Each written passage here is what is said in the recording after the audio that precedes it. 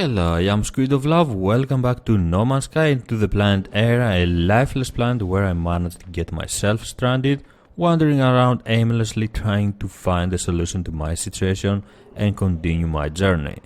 This was the first time something like that happened, and I have to say that although it wasn't very scary, it definitely made the survival aspect of No Man's Sky a lot more interesting. It definitely made the gameplay a lot more enjoyable.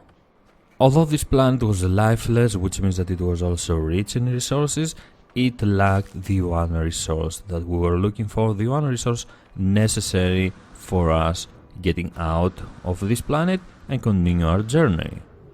Thankfully, there weren't any extreme conditions on this planet and we were able to continue walking, continue exploring on foot while trying to find a solution to this nasty situation.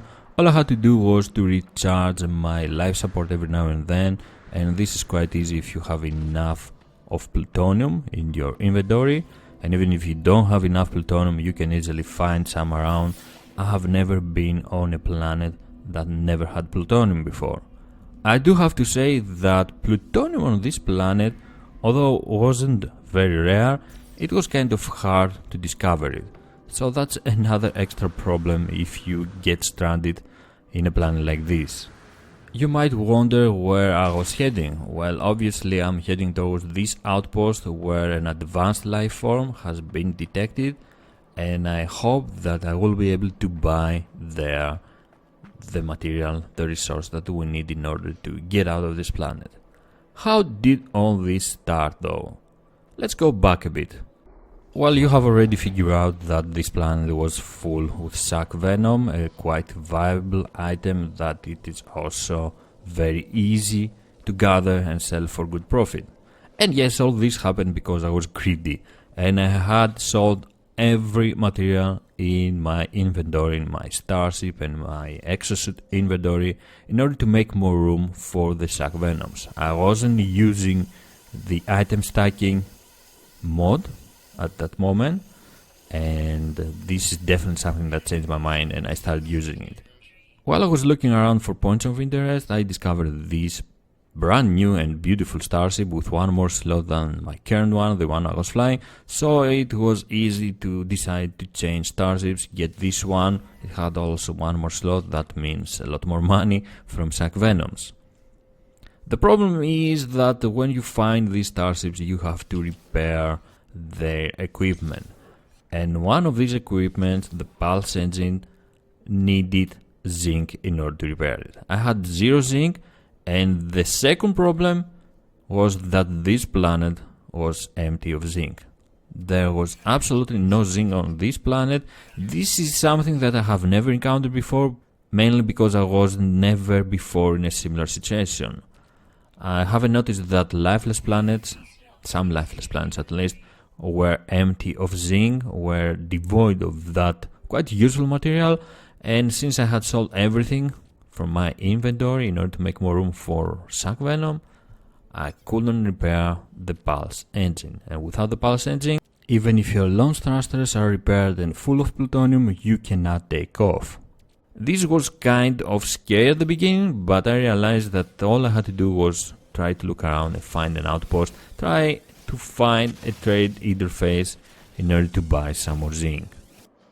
I could of course try to take off with my first starship and go find some zinc to buy, but that would mean that I would have lost the location of this new and beautiful starship, and this was something that I didn't really want to happen. I really wanted to change starships, so I decided to start walking around trying to discover a trading interface where I could buy some zinc. And this is where we are back right now, looking for that outpost, trying to reach the outpost, buy some zinc, and thankfully I was right and we managed to get out of the planet. Of course it wasn't that easy. It took me around 1.5 hours to 2 hours to find this outpost. I had to look around to find signals that could lead me towards this outpost. In the end we did find the outpost and we did buy some zinc, and we managed to repair our starship, continue our journey. Definitely a very interesting experience, and not only that, but in the end, eventually, I also managed to find this new starship, much better looking than the previous one that created so many problems. One more extra slot. I'm sitting right now on 33 slots, a better looking starship, and I can continue right now looking for points of interest and of course interesting new experiences in No Man's Sky. To be honest, this planet turned out to be very lucky planet because I managed to upgrade my multi-tool as well. I now have this beast of 20 slots, a very nice, a very strong multi-tool for mining, but not only for mining, it was very good for combat as well. I was hesitating a bit because it didn't have the boltcaster, but I was able to create one boltcaster really fast. The reason you want to have a boltcaster is because some abandoned buildings have doors that you have to destroy and you can only destroy them with a boltcaster. You can add more technologies that will make the boltcaster even stronger, but this was enough for now. So after I got my brand new 20 slot multi-tool, the next step was to try it out. And what is the best way to try out a new multi-tool other than gathering sack venom and destroying the sentinels that will come to punish you? Very strong multi-tool, I'm really happy I found it, I bought it actually. It can destroy sentinels really fast and it can help you harvest not only materials but also viable items like the sack venom over here on this plant really fast. And this is quite important because when you are harvesting sack venoms, all you have to do is move fast, gather as many as you can and avoid the sentinels. What is really funny is that when I started this part of my journey, I only had a multi-tool of 12 slots and I was really lucky to start finding new multi-tools and upgrade up to the 20 slot multi-tool that I'm using right now. First I discovered this multi-tool with 14 slots, then jumped to this 16 slot multi-tool, and later of course this 18 slot multi-tool. The progress is quite linear, as you can see. You are finding better multi-tool that have 2 more slots every time, and I have to mention that these 3 were gifts, either from NPC, helping NPC, or simply by doing something correctly, choosing the correct option on a monolith, on a plaque, on one of these monuments that you can find around the surface of planets. Being stranded on that planet was definitely very interesting and the highlight of my journey, of this part of my journey, but there were other very nice moments. And over here I finally discovered my first dinosaur-like creature, and this was quite nice. I was really happy when I discovered this. I was quite curious to get closer.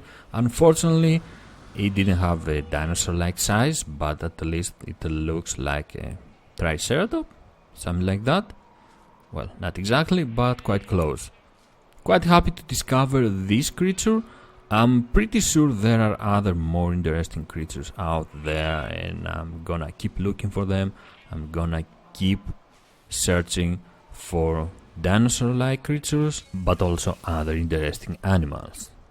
Another amazing find, another amazing discovery that I'm really very proud of. This kind of hidden valley is quite easy to miss. I was very lucky to discover. It definitely looks like a hidden valley in the middle of nowhere. It's quite hard to notice it.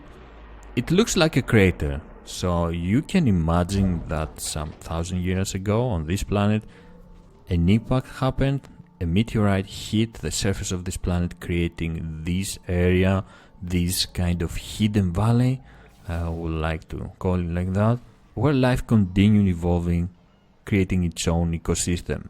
Exploring around No Man's Sky, it's really nice if you have some imagination, if you can think something else, something more than what you see. You can create your own story of the place, you can create your own story of what happened at any given moment, and there are also systems of caves starting from this valley. You can follow them, you can go very deep, you can find interesting materials if you want to explore deeper. But it was definitely a very beautiful site and I'm really happy to find it, and also really happy I was able to show it to you.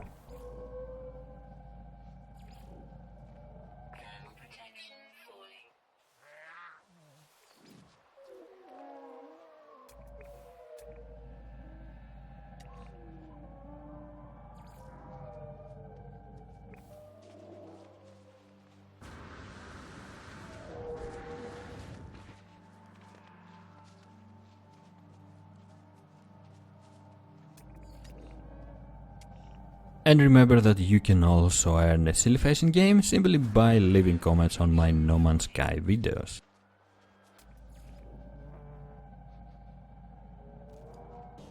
Thank you very much for joining me. If you enjoyed the video, please don't forget to leave a like and subscribe for more. I am SquidofLove and I will see you next time. Bye bye.